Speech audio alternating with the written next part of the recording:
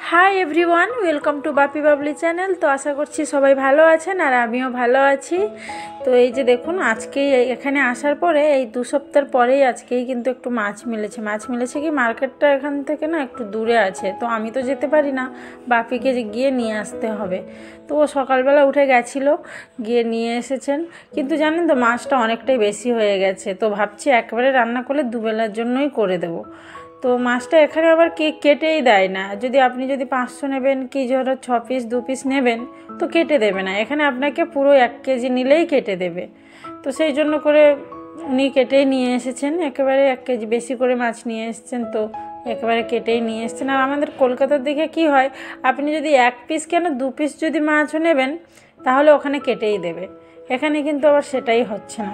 তো উনি আনার পরে মাছটা ভাবলাম একটু তাড়াতাড়ি রান্নাটা বসিয়ে দিই। আর ওদের খাওয়া দাওয়া হয়ে গেছে, এবার আমি দুপুরের রান্নাটা বসাচ্ছি। তো মাছটা না যে ফ্রিজটাও নিয়ে আসা হয়নি, ভাবলাম ফ্রিজটা যে নিয়ে আসলে ফ্রিজে রেখে দেবে, তাও হয়নি এখনও, মানে হয়ে ওঠেনি এখানে আসার পরে ফ্রিজটা তো সময় হলে একটু নিয়ে আসবে, ওনারও তো সময় নেই। তো এখানেই আমি রান্নাটা বসিয়ে দিচ্ছি, জোজো গেছে স্কুলে। তো উনি আজকেই মাছ এনে এখানে আবার সন্ধ্যাবেলা কি হয়, রবিবার দিন সন্ধ্যাবেলাটা একটু বেশি বসে, আর দুপুর যে সকালের টাইমে পুরো সকালে বসবে না, ওই 9টা-10টার দিকে একটু বসে। তো মাছ এদিকের লোকেরা না মাছ খুব বেশি খায় না, জানেন তো, খুবই কম খায়। আমি জিজ্ঞেস করেছি যে তো ওরা অনেকেই মাছই খায় না, পুরো ভেজিটেরিয়ান।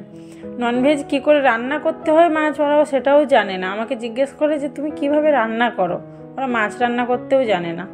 বাবা, আমাদের তো বাঙালিদের আবার দুবেলা যদি একটু 3 বেলা মাছ হয় তাও ভালো, সকালবেলা উঠে তো একটু গরম ভাত আর একটু মাছের ঝোল দিয়ে ভাত খেলে যেন মনটাই ভরে যায়। এদের আবার তা নেই, এদের ওই রুটি খাবে, একটু ওর সাথে একটু ভাত খাবে আর একটু সবজি খাবে। মাছ ওরা খেতেও জানে না, রান্না তো করতেই জানে না, খাওয়া তো দূরে থাক। আমি ওনাকে বলেছিলাম যে একটু চিংড়ি মাছ নিয়ে এসে, তো চিংড়ি মাছটা নিয়ে আসলে একটু খেতে খুবই ইচ্ছে ছিল, চিংড়ি মাছটা রান্না করে যে ওল দিয়ে রান্না করতে খুবই ইচ্ছে ছিল। ওল চিংড়ি রান্না করলে না খুবই ভালো লাগে, আমার তো খুবই ভালো লাগে ওল চিংড়ি।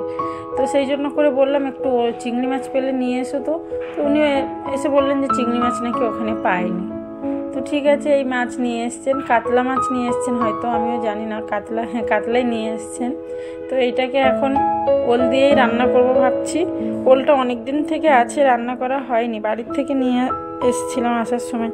আমাদের বাড়ির ওল তো কিছুই মানে গাল চুলকায় না, কিছুই হয় না, মুখে দিলেই আলুর মতো গলে যায়, এত ভালো লাগে খেতে। আর আমি যখন ছোট ছিলাম তখন তো ওলটা খেতে পছন্দ করতাম না অত, কিন্তু এখন আবার বেশ ভালো লাগে ওলটা খেতে আমায়। আর এখানে মাছটা না খেলেও তেমন কিছু অসুবিধা নেই, ডিম খাওয়া হচ্ছে, মটন চিকেন এসব খাওয়া হয়।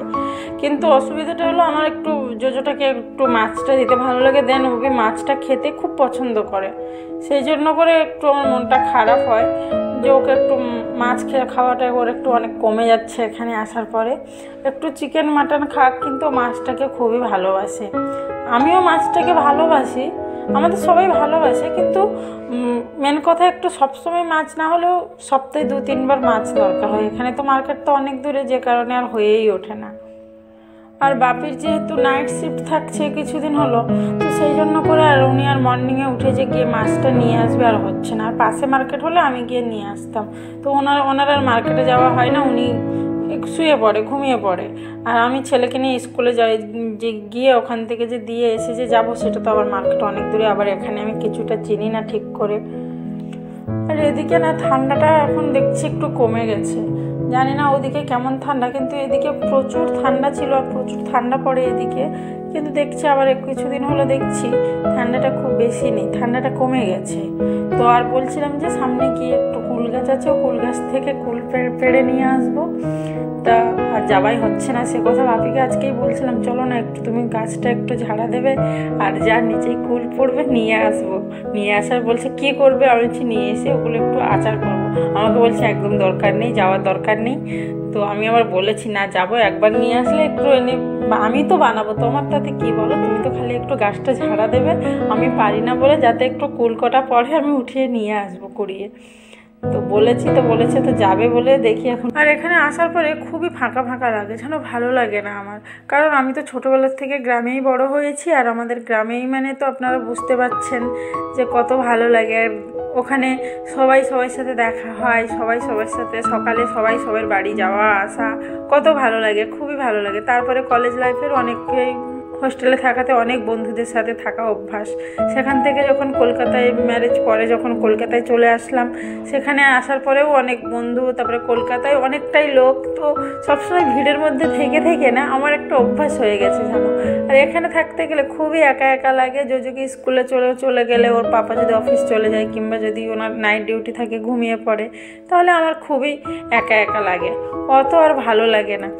তো এখানে একজন ওনার বন্ধু আছে, তার ওয়াইফের সাথে দেখা হয়েছে, কথা হয়েছে, কিন্তু অতটা যেন এখনও আমি মিশতে পারিনি।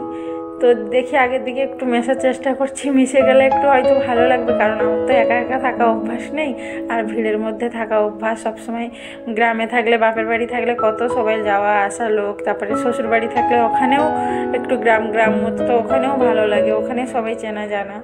আর এখানে কলকাতায় আসার পরে ওখানেও খুবই ভালো লাগতো, আর ইচ্ছে হলে যেখানে সেখানে আমি চলে যেতাম। আর কলকাতায় তো জানেন কতটাই ভিড়, কতটাই লোক। এখানে কিন্তু ওখানে যদি 20,000 লোক হবে, এখানে বোধহয় 8,000খানি লোক, এমনই লোক, মানে খুবই কম লোক এখানে। তো ওর পাপাকে আমি বলছিলাম তুমি তাড়াতাড়ি এখান থেকে আবার ট্রান্সফার করে নিয়ে চলো আমরা কলকাতায় চলে যাই, ওখানেই গিয়ে থাকি। উনি বলছে এখানে এসেছি এখন 5-10 বছর কন্টিনিউ এখানে না করে চলে যেতে পারি। তো দেখি সামনে কি হচ্ছে, কবে যাওয়া হচ্ছে, এখন তো ঠিকই নেই। আমাদের মনে হয় এখন অনেক দিন এখানেই থাকতে হবে। আর এই যে দেখুন, ওল দিয়ে আমি মাছটা রান্না করছি, অনেক দিন পরে ওল মাছ রান্না হচ্ছে। জোজো কিন্তু আবার ওল খেতে ভালোবাসে না, জানেন তো, ভারী দুষ্টুমি করে, কিছুই খেতে ভালোবাসে না ও। খেতে বসলেই তার বাইরে, আমি এটা খাবো না, ওটা খাবো না, বিনস খাবো না, গ্রিন মটর খাবো না, কিছুই খাবো না।